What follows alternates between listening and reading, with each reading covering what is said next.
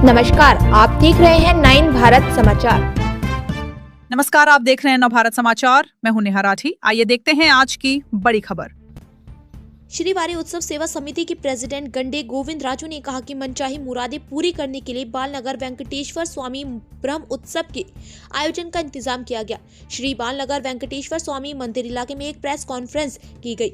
श्री वारी उत्सव समिति के president Gande Govind Raju, committee chairman Srinivas EO Ratnakar, सेवा समिति के रिप्रेजेंटेटिव गंडे नवीन, अखिनेपल्ली मल्लिकार्जुन जी, सत्यनारायण के चंद्रमौली, कृष्णमूर्ति, अशोक कुमार, संदीप कुमार और दूसरे लोगों ने हिस्सा लिया और इस महीने की 24 तारीख से 1 मास तक बालनगर श्री वेंकटेश्वर स्वामी वरंगल बटाला बाजार मंदिर में होने वाले ब्रह्म उत्सव के पोस्टरों का अनावरण किया। इस मौके पर बोलते हुए गंडे गोविंद राजू नवीन ने कहा कि पिछले कुछ सालों से यह ब्रह्म उत्सव सिर्फ मंदिर सेवा समिति की देखरेख में ही आयोजित किया जा रहा है।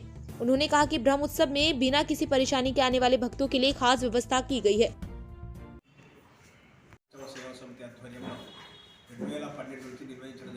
సభ్యుల సహకారంతో దాదాపు 180 మంది సభ్యులు ఉంటారు. ఆ సభ్యుల సహకారంతో వాటి నుండి వచ్చే ప్రాఫిట్స్ మొత్తం కూడా దేవాలయాన్ని ఖర్చు పెట్టి చేయడం జరుగుతుంది. ఈ సంవత్సరం కూడా ఈ నెల 24/2/2026 మంగళవారం నుంచి ప్రారంభమయ్యి 1వ తారీఖు నాటికి అయిపోతాయి.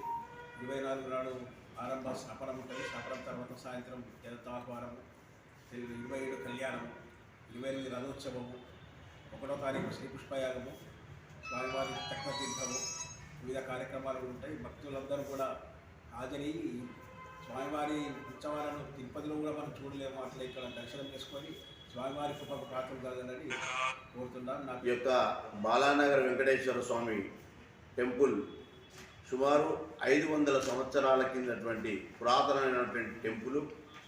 ఈ యొక్క గుడి యొక్క వైభవం ఎట్లాంటిదంటే, బాలుని రూపంలో ఉన్నటువంటి ఆ వెంకటేశ్వర స్వామి మనం పిలిస్తేనే పలుకుతాడు. అటువంటి సుందర రూపంతో ఎంతో ముద్దుగా పడే ఆ వెంకటేశ్వర స్వామికి బ్రహ్మోత్సవ కార్యక్రమాలు ఈ నెల 24వ తారీఖు నుంచి ప్రారంభం అవుతున్నది.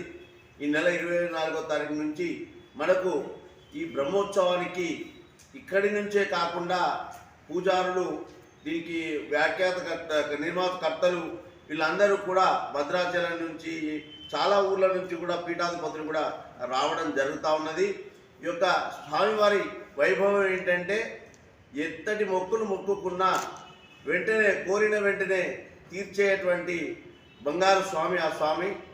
ఇక్కడ ఇప్పటికీ ఎంతోమందికి వీసాలు కానీ పెళ్ళిళ్ళు కానీ ఇవన్నీ జరిగినాయి. ఈ యొక్క బ్రహ్మోత్సవంలో ప్రత్యేకతలు ఉంటాయి చాలా.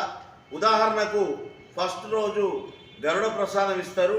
ఆ గరుడ ప్రసాదం తింటే ఖచ్చితంగా పిల్లలు పుడతారని చాలామంది చెప్పారు, చాలామందికి జరిగాయి.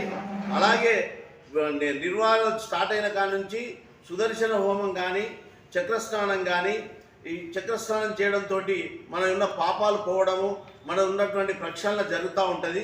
అలాంటి ఈ యొక్క బ్రహ్మోత్సవంలో ప్రతిరోజు పాల్గొని మీరందరి కనుక వస్తే మన జన్మ చరితార్థమవుతుంది. మీరు కోరుకున్న కోరికలు నెరవేరుతాయని చెప్పి నేను తెలియజేస్తూ ఉన్నాను.